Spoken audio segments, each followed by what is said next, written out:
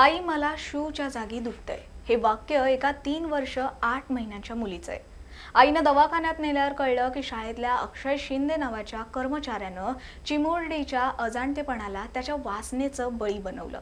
प्रकरण समोर आल्यानंतरही संस्थेचं नाव खराब होऊ नये म्हणून शाळेनं हा विषय तिथेच दाबण्याचा प्रयत्न केला. पालकांनी पोलिसांकडे दाद मागितली, तिथंही तात्काळ ठेवण्यात आलं. अखेर हा संताप आणणारा प्रकार मीडियाच्या माध्यमातून लोकांपर्यंत पोहोचला आणि त्याचा उद्रेक पाहायला मिळाला तो बदलापूर रेल्वे स्थानकावर. मंगळवारच्या सकाळी कामावर जायला बाहेर पडलेल्या बदलापूरकरांनी आपल्या लेकीला न्याय देण्यासाठी रेल्वे रुळांवरच तळ ठोकला आणि जनतेचा प्रक्षोभ काय असतो तो पाहायला मिळाला. बदलापुरातलं हे प्रकरण नेमकं कसं घडलं, शाळेनं खरंच हे प्रकरण दाबण्याचा प्रयत्न केला का आणि लोकांच्या भावना एवढ्या तीव्र का होत्या तेच या व्हिडिओतून पाहूयात. नमस्कार, मी मानसी देवकर आणि तुम्ही पाहताय महाराष्ट्र टाइम्स ऑनलाईन. बदलापूर शहरातल्या एका नामांकित शाळेत 4 वर्षांच्या 2 मुलींवर लैंगिक अत्याचार झाल्याची बातमी समोर आली आणि अख्खा महाराष्ट्र हादरला. ही घटना घडली आहे 12 आणि 13 ऑगस्टला. पीडित मुलगी शाळेत जायला तयार होत नव्हती.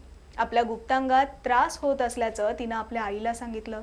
डॉक्टरांना दाखवल्यानंतर तिची वैद्यकीय तपासणी करण्यात आली, ज्यात तिच्यावर अत्याचार झाल्याचं निष्पन्न झालं आणि तिच्या कुटुंबियांच्या पायाखालची जमीनच सरकली. यानंतर आणखीन एका मुलीसोबतही असाच प्रकार घडल्याचं समोर आलं. या दोन्ही मुलींच्या कुटुंबियांनी 16 ऑगस्टला दुपारी 12 वाजता बदलापूर पूर्व पोलीस ठाण्यात धाव घेतली. मात्र रात्री 1 वाजेपर्यंत पोलिसांनी त्यांची तक्रारच नोंदवून घेतली नाही. विशेष म्हणजे एका महिला पोलीस अधिकाऱ्यानंच त्यांना तात्काळ ठेवलेलं. हे प्रकरण तापत असल्याचं पाहून पोलिसांनी तपासाला सुरुवात केली आणि या प्रकरणातल्या आरोपीच्या मुसक्या आवळल्या. पण तरीही बदलापूरकरांचा राग काही शांत झाला नाही. शाळा प्रशासन या प्रकरणी गप्प असल्यानं पालक प्रचंड आक्रमक झाले.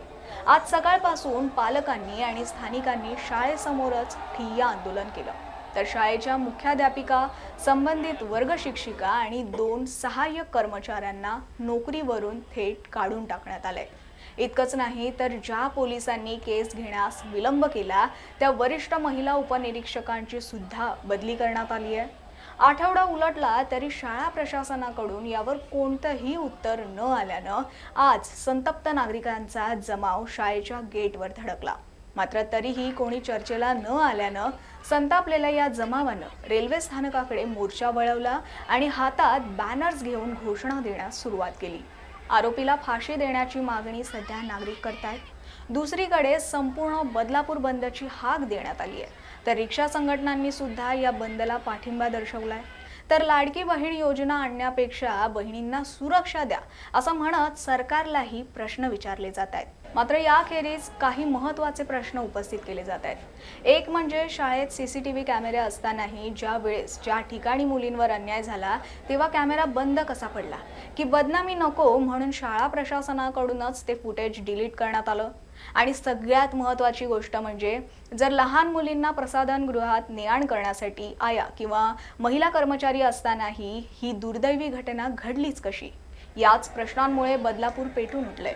यामागे कुणा बड्या व्यक्तीचा हात तर नाही ना अशी शंकाही व्यक्त केली जाते. तर हे प्रकरण चिघळत असल्यानं शाळेकडून माफीनामा प्रसिद्ध करण्यात आलाय. सर्व पालक वर्गाची शाळेनं जाहीर माफी मागितली आहे. तसंच मुलींवर अत्याचार करणाऱ्या सफाई कर्मचारी पुरवणाऱ्या कंत्राटदारासोबतचा करार सुद्धा शाळेकडून रद्द करण्यात आलाय. मात्र या माफीनाम्यानं त्या चिमुकल्या लेकींचा जगावरचा उडालेला विश्वास परत येईल का? त्यांच्यावर झालेला अन्याय मिटू शकणार का असे प्रश्न उपस्थित केले जात आहेत. शाळा आणि प्रशासनाचा असा बेजबाबदारपणा पाहून मुलींसमोर कोणता आदर्श ठेवला जाणार असा प्रश्न आता महाराष्ट्राला पडलाय. या सगळ्यावर तुमचं मत काय आहे कमेंटमध्ये नक्की सांगा आणि अशाच व्हिडिओ पाहण्यासाठी आमच्या YouTube चॅनलला सबस्क्राईब करा, Facebook पेजला लाईक आणि फॉलो करा.